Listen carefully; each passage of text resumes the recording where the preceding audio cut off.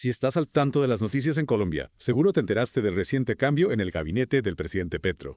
Hoy nos sumergimos en la historia del nuevo ministro de Defensa y créeme, es mucho más interesante de lo que parece a simple vista. Lo que realmente llama la atención es que por primera vez en décadas, un general está al mando del Ministerio de Defensa. Esto rompe con una larga tradición de liderazgo civil en este puesto. Es un movimiento bastante inusual. Para entender mejor este cambio, vamos a analizar lo que un comentarista político colombiano tiene que decir al respecto. No solo nos dará los hechos, sino que también nos ofrecerá su opinión y contexto, que pueden ser muy valiosos para comprender la situación. Este nombramiento desafía las ideas preconcebidas sobre quién controla el ejército en Colombia. Plantea preguntas importantes sobre el equilibrio de poder y cómo este cambio podría afectar la dinámica política del país. Empecemos por conocer al nuevo ministro. Se trata del general Pedro Sánchez, a quien muchos recordarán por su liderazgo en la Operación Esperanza. Él lideró el exitoso rescate de los 4 niños indígenas que estuvieron perdidos en la selva amazónica durante 40 días. Esta historia conmovedora no solo capturó la atención del mundo, sino que también nos da una idea del tipo de líder que es el general Sánchez, capaz, compasivo y decidido. Es cierto. Y esta historia nos da una base para entender su carácter, ¿no crees? Pero volviendo a la ruptura de la tradición, ¿podrías contarnos más sobre la importancia histórica de un militar al frente del Ministerio de Defensa? ¿Por qué es tan significativo este cambio? Desde 1991, con la nueva Constitución, el cargo de ministro de Defensa ha sido ocupado por civiles. Esto fue un cambio importante impulsado por la necesidad de fortalecer el control civil sobre las Fuerzas Armadas.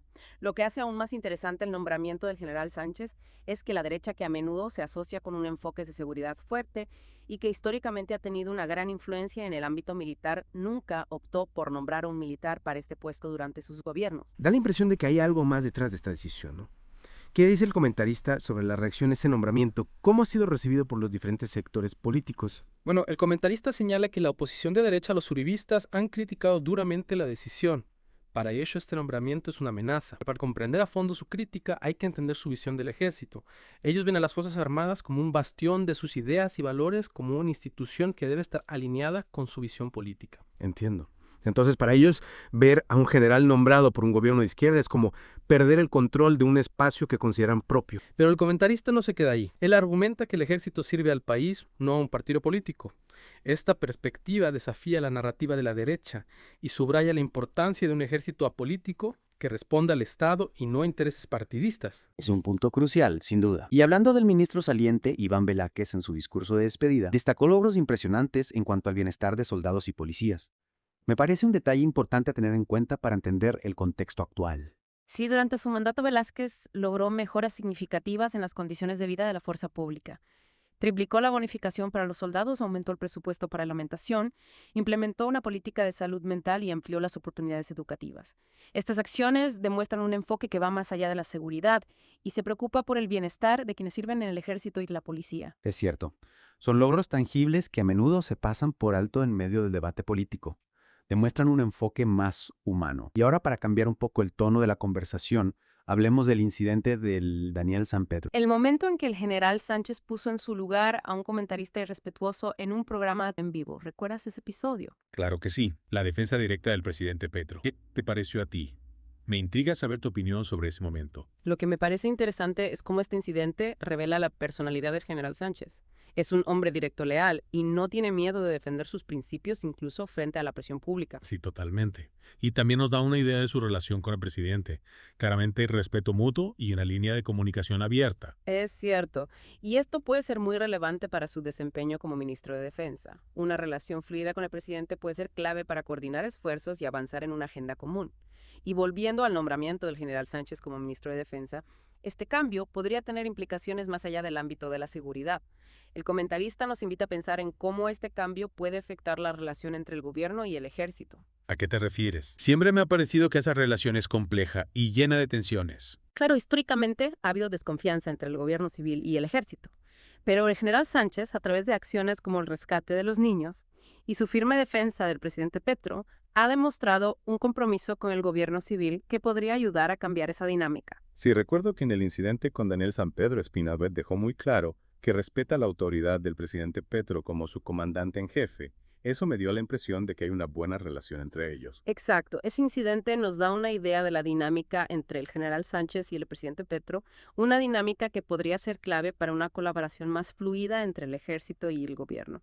Y esto es algo que el comentarista destaca como un factor importante a tener en cuenta. Entonces, según el comentarista, este nombramiento podría ser un paso hacia una mayor armonía entre el gobierno civil y el ejército. Esa es la esperanza que él plantea. Por supuesto, solo el tiempo dirá si esta visión se materializa. Hay muchos factores en juego y la situación en Colombia es muy compleja. Y hablando de la complejidad de la situación, creo que es importante recordar que el general Sánchez asume el cargo en un momento particularmente difícil para Colombia. Tienes toda la razón. El país enfrenta diversos desafíos de seguridad como la violencia en Catatumbo y Chocó, el narcotráfico y la presencia de grupos armados ilegales. Estos son problemas que se han enquistado durante décadas y que no tienen soluciones fáciles. Es cierto, cuando hablamos de Catatumbo y Chocó, no podemos olvidar que son regiones que han sufrido la violencia del conflicto armado durante mucho tiempo. En Catatumbo, por ejemplo, hay presencia de grupos guerrilleros disidencias de las FARC, el ELN, y también bandas criminales que se disputan el control del territorio y las rutas de narcotráfico. Y en Chocó, la situación es similar con la presencia de grupos armados que generan violencia y desplazamiento forzado. Son realidades muy complejas que el nuevo ministro tendrá que enfrentar. Y esto nos lleva a otra observación interesante del comentarista. Él señala que el gobierno de Petro, a pesar de ser tildado de izquierdista o radical por la oposición, es el que ha tomado medidas concretas para mejorar el bienestar de la fuerza pública. El aumento de la bonificación para los soldados, la mejora en la alimentación, la política de salud mental. Todas estas son iniciativas del gobierno Petro que buscan mejorar las condiciones de vida de los soldados y policías. Precisamente. Y esto contradice la narrativa de la derecha que a menudo se presenta como la única defensora de las Fuerzas Armadas. Lo que el comentarista parece estar sugiriendo es que las acciones hablan más que las palabras. Y en este caso las acciones del gobierno Petro demuestran un compromiso tangible con el bienestar de quienes sirven en el ejército y la policía. Exactamente. Si realmente busca una mayor colaboración entre el gobierno civil y el ejército, tendrá que construir sobre estas bases. Tendrá que ganarse la confianza de la fuerza pública, demostrar que comprende sus necesidades y trabajar en conjunto para abordar los desafíos de seguridad que enfrenta Colombia. Es una tarea monumental sin duda. ¿Crees que el general Sánchez está preparado para este desafío? Bueno, como vimos en la Operación Esperanza, el general Sánchez no es ajeno a los desafíos. Y si logra replicar ese éxito en su nuevo rol, podría marcar un antes y un después en la historia de Colombia. Es una perspectiva intrigante. Y ahora con el general Sánchez al mando del Ministerio de Defensa, el mundo entero estará observando para ver cómo se desarrolla este nuevo capítulo en la historia de Colombia. Este nombramiento es un punto de inflexión y sus repercusiones se sentirán durante mucho tiempo. Hemos analizado el contexto, las implicaciones y las posibles consecuencias del nombramiento del general Sánchez como ministro de Defensa. Hemos explorado las reacciones de la oposición, la visión del comentarista político y los desafíos que enfrenta el nuevo ministro. Y lo más importante, hemos conectado estos eventos con el panorama general de la política colombiana y el papel del ejército en la sociedad. Ahora, antes de concluir esta parte de nuestra conversación, me gustaría dejar a nuestra audiencia con una última reflexión. Me parece perfecto, adelante. Retomando nuestra conversación sobre el nombramiento del general Sánchez como ministro de Defensa, el comentarista político subraya un punto crucial que debemos analizar con más detenimiento. Él argumenta que la decisión de Petro no es un acto de militarización como algunos críticos han sugerido. Es interesante esa perspectiva, especialmente considerando que la derecha ha acusado a Petro de querer controlar al ejército y socavar la democracia. ¿Podrías explicarnos un poco más a qué se refiere el comentarista? El comentarista nos invita a ir más allá de las acusaciones simplistas y considerar otras interpretaciones. Él plantea que esta decisión podría entenderse como una muestra de confianza en el ejército, un intento de integrarlo más plenamente a la sociedad colombiana. Es un punto de vista que no se escucha mucho en el debate público. La mayoría de los análisis se centran en la ruptura de la tradición y los posibles riesgos, pero pocos consideran la posibilidad de una mayor integración entre el ejército y la sociedad civil. Exactamente. Y aquí es donde el análisis del comentarista se vuelve realmente interesante. Él nos lleva a reflexionar sobre una pregunta fundamental. ¿Podría este nombramiento ser un paso hacia la reconciliación, incluso hacia la sanación de las heridas profundas que ha dejado el conflicto armado en Colombia? Esa es una pregunta poderosa. Después de décadas de guerra, la desconfianza entre el ejército y sectores de la sociedad civil es comprensible. ¿Cómo se podría lograr esa reconciliación? El comentarista nos recuerda que el ejército también ha sido víctima del conflicto. Miles de soldados han muerto o han quedado heridos. Muchos han sufrido traumas psicológicos. La sociedad colombiana no puede avanzar hacia una paz duradera sin reconocer el dolor y el sacrificio de quienes han servido en las Fuerzas Armadas. Entiendo. Es como si para construir un futuro de paz, primero tuviéramos que sanar las heridas del pasado, tanto de las víctimas civiles como de los militares, que también han sufrido las consecuencias del conflicto. Exacto.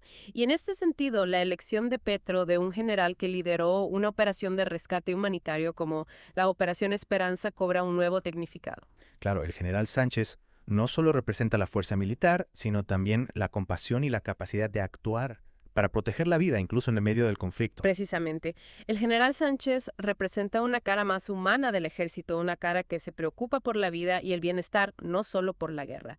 Y esto podría ser clave para tender puentes con la sociedad civil. Es un mensaje poderoso que podría resonar en la sociedad colombiana, especialmente en aquellos que han visto al ejército como una fuerza opresora. Pero seamos realistas, no podemos ignorar los desafíos que enfrenta el general Sánchez en su nuevo cargo. El conflicto armado en Colombia es complejo, hay muchos actores involucrados, intereses en juego, y la paz es un objetivo difícil de alcanzar. Tienes razón. Las situaciones en Catatumbo y Chocó, que mencionamos antes, son ejemplos claros de la complejidad del conflicto y los retos que el nuevo ministro tendrá que enfrentar. ¿Crees que el general Sánchez podrá con este desafío? ¿Qué nos dice el comentarista al respecto? El comentarista nos invita a considerar que la paz no se construye solo con armas, sino también con diálogo, con comprensión, con la voluntad de tender puentes.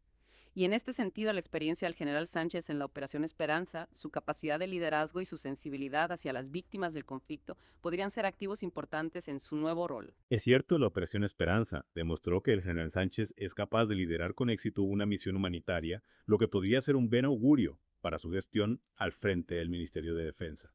El nombramiento del general Sánchez, un militar que ha demostrado sensibilidad y compromiso con la vida, podría ser un paso en la dirección correcta hacia la construcción de una paz duradera. Es una perspectiva esperanzadora. Aunque solo el tiempo dirá si esa visión se materializa, creo que vale la pena mantener la mente abierta a las posibilidades. Totalmente de acuerdo. La realidad es compleja y las respuestas no son fáciles. Pero lo que sí podemos hacer es analizar la información disponible, escuchar diferentes perspectivas y sacar nuestras propias conclusiones. Exacto. Y eso es lo que hemos intentado hacer en esta inmersión profunda. Hemos analizado el nombramiento del general Sánchez desde diversos ángulos, explorando tanto las críticas como las esperanzas que ha generado. Hemos examinado el contexto histórico, las implicaciones políticas y los posibles escenarios futuros. Y ahora, con toda esta información en mente, los invitamos a seguir reflexionando sobre este tema tan crucial para el futuro de Colombia. Porque al final la construcción de la paz es una tarea de todos.